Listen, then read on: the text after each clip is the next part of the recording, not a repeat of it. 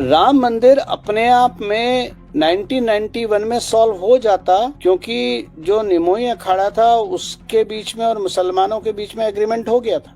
इसको कोर्ट ले गए सुब्रमण्यम स्वामी, और सुब्रमण्यम स्वामी कोर्ट ले गए इसको ये बोल के कि right to worship act, right to worship में।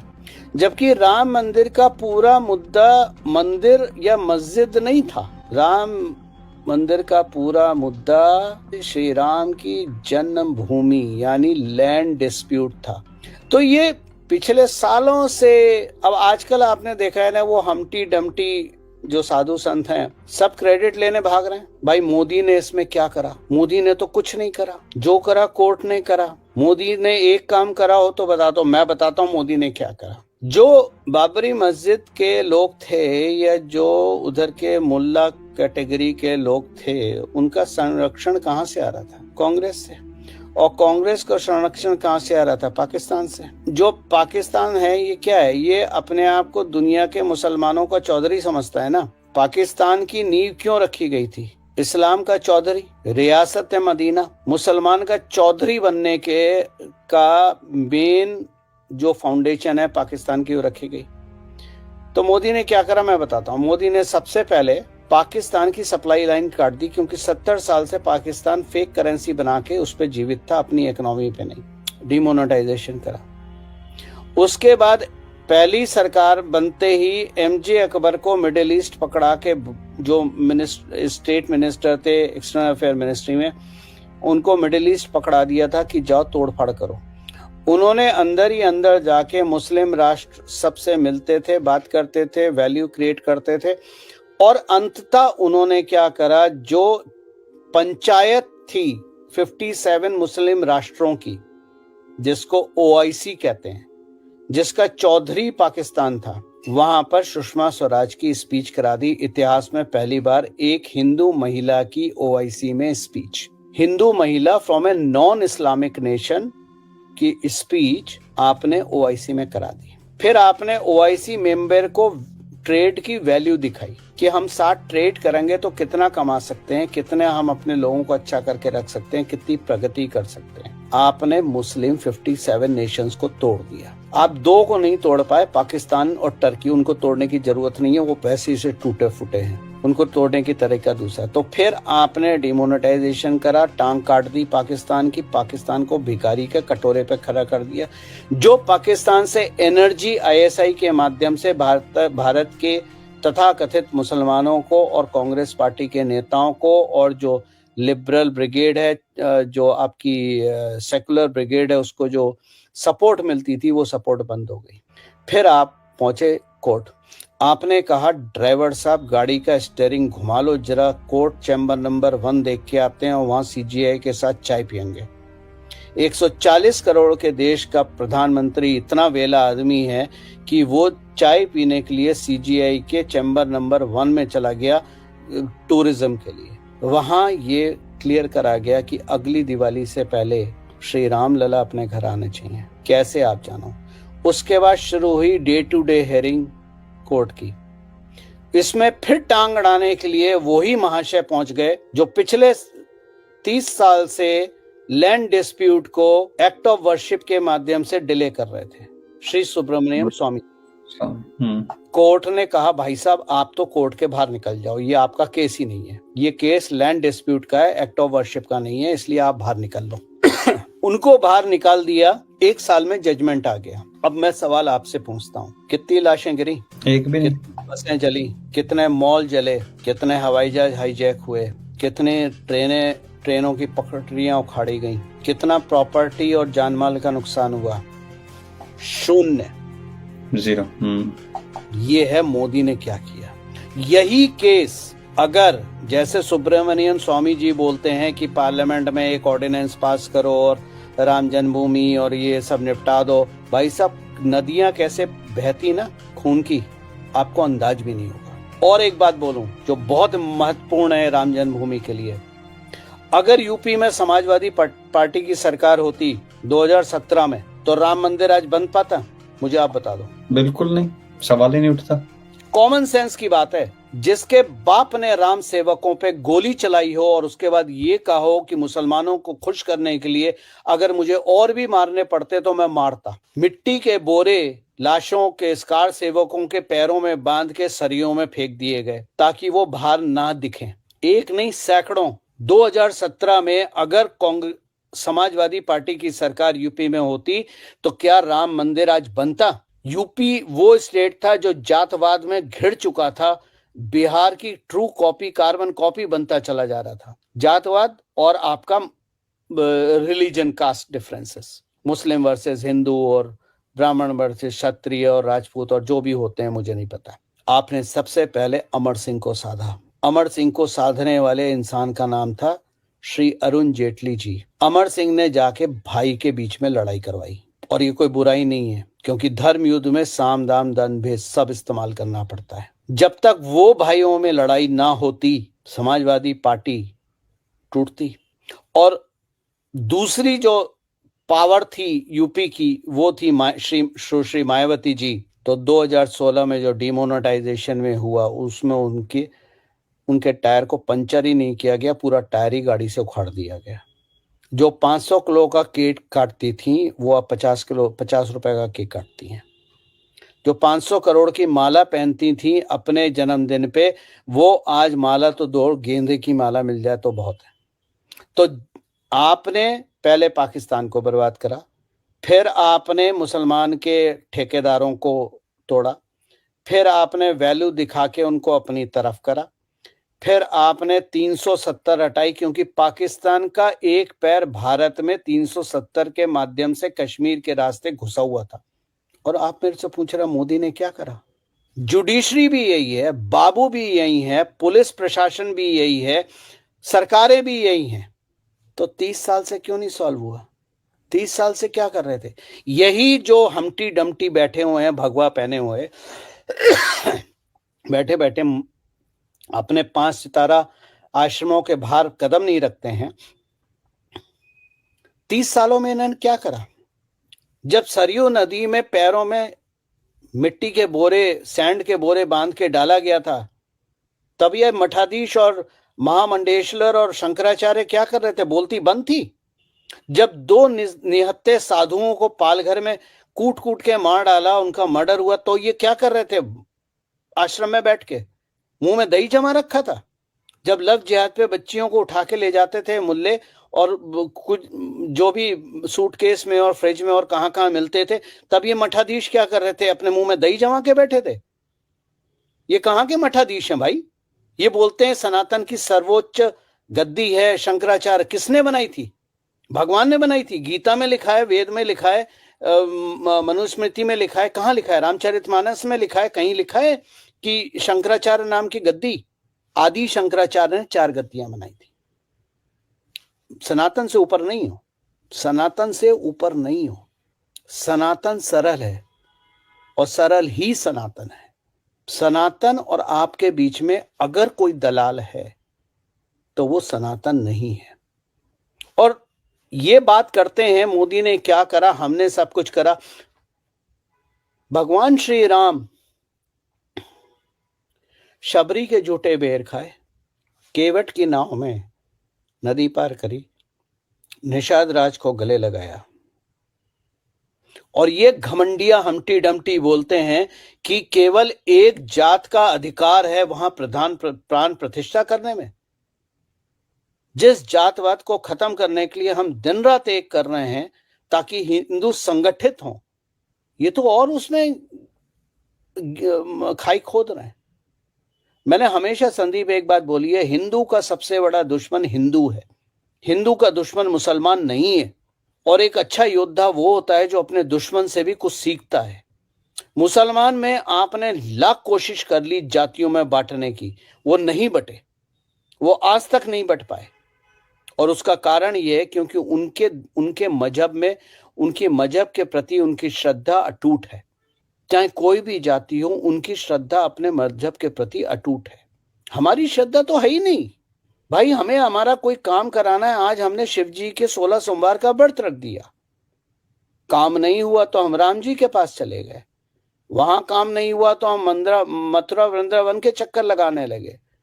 वहां भी काम नहीं हुआ तो हम माता वैष्णो देवी के दरबार में जाने लगे। वहां से भी रिजेक्ट होके आ गए तो गणपति महाराज के दरबार में हाजिरी लगाने पहुंच गए। वहां भी नहीं हुआ तो हमारे जो मियाँ जी हैं ताबीज वाले हैं, नहीं वो नहीं, जो हमारे नाम भूल गया उनका, अरे अपने खलीफा मियाँ महाराष्ट्र में जिनकी वो बहुत बड़ा मंदिर है ना, दरगाह साईं बाबा, अच्छा वहां पहुंच गए। वहां भी काम नहीं बना तो अजमेर चले गए। जब अजमेर में काम नहीं मिला तो ताबीज बनवाने चले गए। जब ताबीज बनाने से काम नहीं चला तो जादू टोने में चले गए, ब्लैक मैजिक में। जब वहां भी काम नहीं मिला तो आप शमशान पहुंच गए। लेकिन आपने एक मूल बात नहीं मानी। आप दर दर भटकते रहे, लेकिन कभी अपने आप का टटोल के नहीं देखा कि आपके काम में आपकी निष्ठा है भी या नहीं। तो हिंदू का दुश्मन मुसलमान नहीं है, हिंदू का असली दुश्मन हिंदू है। और इस राम मंदिर के प्राण प्रतिष्ठा के माध्यम से कम हमें ये जो नकाब पोशी भगवाधारी हमटी डमटी बैठे हैं, इनके नकाब उतरते दिख रहे हैं। मैं अब जो भी ये लोग अपने आप को बोले, मैं तो आज तक जीवन में किसी भी ऐसे सज्जन पुरुष से नहीं मिला, लेकिन इनकी हैसियत क्या है? एक संत की हैसियत, एक गुरु की हैसियत उससे उसके शिष्यों से होती है। उसके ज्ञान का स्तंभ तब गढ़ता है जब उसके शिष्य उसको सपोर्ट करते हैं या उसको मानते हैं, शिष्य सफल होते हैं। 23-24 साल के भागेश्वर धाम के धीरेन्द्र शास्त्री ने ज्यादा काम कर दिया एज कंपेयर टू जितने भी ठेकेदार हैं। कम से कम वो युवा इतनी कच्ची उम्र में ये तो जानता है कि हिंदू को संगठित करना है। भगवान श्री राम ने तो वानरों का साथ लिया था, कितने क्षत्रिय थे उसमें। भगवान राम को समझने के लिए भगवान राम की तरह दुख झेलने पड़ेंगे, जीना पड़ेगा, तब भगवान राम को समझोगे। एक क्षत्रिय होने के बाद उन्होंने 14 साल एक ब्राह्मण के रूप में भ्रमण किया, भिक्षा पे रहे। ये 5 स्टार सितारा आश्रमों वाले हिम्मत कर सकते हैं निकलने के लिए? क्षमा करें मेरे शब्दों को, कड़े बोलता हूं, मैं तो किसी के बाप से नहीं डरता। मैं तो 400 साधुओं के बीच में उनको सुना के आ गया था कि आपको अपने मठों से निकलना पड़ेगा, आपको अपने आश्रम से निकलना पड़ेगा अगर आप सनातन की धरोहर को बचाने में अपना योगदान देना चाहते हो। नहीं चाहते हो कोई बात नहीं, आप अपने आश्रम में रहो, हम जैसे लोग झेल लेंगे। लेकिन अगर आप चाहते हो इतिहास आपको याद रखे तो आपको अपने मठों से और आश्रम से बाहर निकलना पड़ेगा, और कोई रास्ता नहीं है।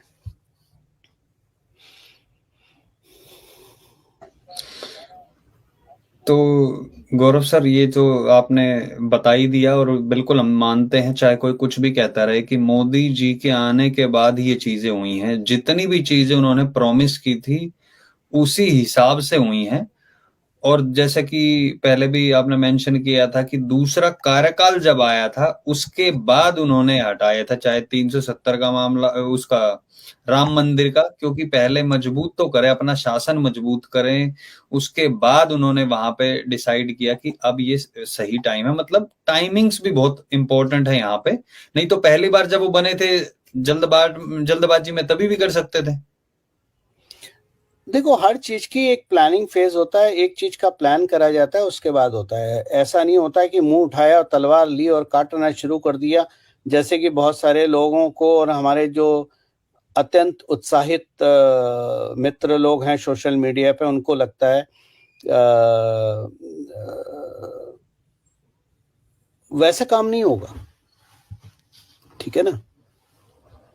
काम तब होगा जब आप कोई भी काम, युद्ध भी लड़ा जाता है तो एक स्ट्रैटेजी के माध्यम से रखा जाता है। अगर आपने महाभारत से कुछ सीखा हो तो चक्रव्यूह की रचना होती थी। ये थोड़ी ना होता था चल बेटा आज हम दुर्योधन के कैंप में हमला करेंगे, ऐसे थोड़ी ना होता है। यहाँ ये चाहते हैं कि आप निकलो, तलवार खींच, आज तो दुर्योधन के कैम्प में घुस के इसके, मतलब क्या मजाक है क्या? देश चलाना मजाक समझा हुआ है आप लोगों ने। अच्छा, एक लास्ट चीज गौरव सर, आई नो कि काफी टाइम हो गया है, और एक क्वेश्चन जो आपने वो मेंशन भी किया था, एक लाइन लिखी थी कि इतिहास ये याद रखेगा कि बहुत सारे हिंदू युवक और जो धर्म को बचाव करना चाहते, धर्म का बचाव रक्षा करना चाहते, धर्म के लिए खड़े हुए, वो खड़े रहेंगे, ये नहीं खड़े होंगे जो इंस्टाग्राम पे वहां पे अभी भी कमर मटकाती हुई ये सब, ये जो इस तरीके की जो लोग चीजें कर रहे हैं। तो एक मैसेज क्या देना चाहेंगे यहाँ पे आप, क्योंकि वो चीज बहुत ज्यादा दिखती है, फिर वो सूटकेस में आते हैं, फिर किसी चीज में आते हैं। देखो, आपने दो चीजों की बात कर दी। पहला तो आप ये समझ लीजिए कि जो इंस्टाग्राम की रील वाले हैं, इनके जीवन में कुछ भी नहीं है, खोखला जीवन है। आज इंस्टाग्राम बंद हो जाए, उसका हैंडल खत्म हो जाए, क्या हैसियत है? भूखे मर और जाते हैं। आज जो आधे पौने कपड़ों में रीलें बनाते हैं अट्रैक्शन के लिए, और 30-30, 40-40 मिलियन फॉलोअर हैं। मुझे नहीं पता, मुझे किसी ने बताया किसी के 30 मिलियन भी हैं। तो हाँ मैंने हाँ बिल्कुल। सीधा ये पूछा कि ये कमर मटका के और कपड़े उतारने के 30 मिलियन हो जाते हैं क्या? मैं आपसे एक निवेदन करता हूँ, और अगर ऐसे लोग मुझे सुन रहे हैं तो उनसे एक निवेदन करता हूँ, बेटा घर के बाहर तो तुम निकलते होगे, तुम्हें लोग किस नज़र से देखते हैं, बस मेरे को वो एक बार पढ़ के बताना। दूसरा, जो सोशल मीडिया की कम्युनिटी है, वो है ज्ञान फैलने वाली। ये वो ज्ञान फैलने वाली कमेटी है जिसकी उम्र 40 साल की नहीं है, लेकिन वो उस इंसान को ज्ञान देते हैं जिसका 40 साल जिसने अपनी एड़ियां घिसी हैं भारत की धरती पे पैदल चलते चलते। हर कूचे गांव का उसको एहसास है, उसको समझ है। तीसरे, और एक बहुत छोटी कम्युनिटी, बहुत बहुत माइन्यूट कम्युनिटी है सोशल मीडिया की, जहां हम जैसे लोग हैं जो जमीन पे भी हैं और अपनी बात को सोशल मीडिया पे रखते भी हैं, समझाने की कोशिश करते हैं। फर्क ये है कि हमें पढ़ने के बाद ना आपको गुस्सा आता है, ना आपको स्ट्रेस होता है, ना आपकी नींद खराब होती है। आप एक ही चीज बोल सकते हो, ये इंसान या तो सही बात कर रहा है, ये मूर्ख है। आप खुद बोलिए। मतलब मैं ट्विटर पे तो लिखता नहीं हूँ ज़्यादा, लेकिन टेलीग्राम पे मैं लिखता हूँ। आप अगर कभी सर्वे करें मेरे टेलीग्राम के मेंबर्स के साथ, तो और पूछें इस इंसान की लेखनी से आपको क्या लगता है, तो दो ही तरह के प्रश्न के जवाब हो सकते हैं। एक बोलेगा पागल है, मूर्ख है। दूसरा ये बोलेगा कि ठीक है यार, अच्छी बात लिखी है, बात अब समझ में आ रही है, और उसके दिमाग का ब्लड प्रेशर कम हुआ। दोनों ही केस में किसी का ब्लड प्रेशर नहीं बढ़ेगा, दोनों ही केस में किसी का स्ट्रेस नहीं बढ़ेगा, दोनों ही केस में किसी की पॉजिटिविटी नेगेटिविटी में कन्वर्ट नहीं होगी।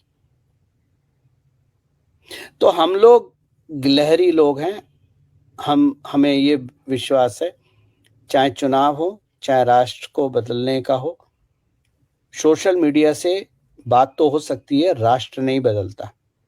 राष्ट्र तब बदलता है और राष्ट्र तब करवट लेता है जब हम जमीन पे उतर के काम करते हैं। अब इतना ना वक्त है, ना मैं इतना व्याख्यान करना चाहता हूं कि मैंने जमीन में क्या करा। अगर आप जानना चाहते हैं तो टेलीग्राम चैनल को पढ़ लीजिएगा, आपको समझ में आ जाएगी। लेकिन यही 3 तरह के, चौथी तरह के तो प्रायोजित लोग हैं, तो उनके बारे में क्या ही बोलें। आप सभी जानते हैं, हर पार्टी के प्रायोजित लोग होते हैं, चाहे कोई भी पार्टी हो, तो उनके बारे में बात करने की जरूरत नहीं है। वो अपनी ऑफिशियल लाइन फॉलो कर रहे हैं, उनको करने दीजिए।